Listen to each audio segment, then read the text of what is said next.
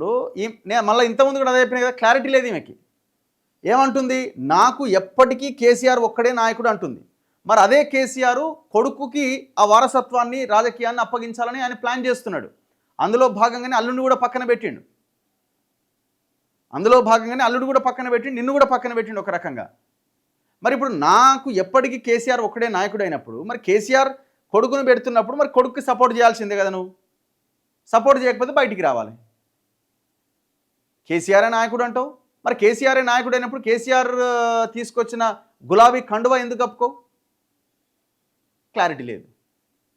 మళ్ళీ నేనే ముఖ్యమంత్రి, ఎట్లా ముఖ్యమంత్రి అవుతావు? 10 ఏళ్ళకో 15 ఏళ్ళకో అంటే తండ్రి జరగంగానే దాన్ని లాగేద్దామని ప్లాన్, అంతేనా? ఎప్పుడు జరుగుతారో అని చూస్తున్నారు, అంతేనా? అంటే రాజకీయంగా ఆయన మీ పోరు భరించలేకనే ఆయన అస్వస్థత గురైంది. ఇవాళ ఈ టెన్షన్లు తట్టుకోలేకనే ఆయన ఫామ్ హౌస్లో మరి ఏం చేస్తున్నాడో, షుగర్ లెవెల్స్ పెరిగినాయట, ఏం తింటున్నాడో ఏం తాగుతున్నాడో పాపం ఆయన ఇబ్బందులకు గురవుతూ ఉన్నాడు.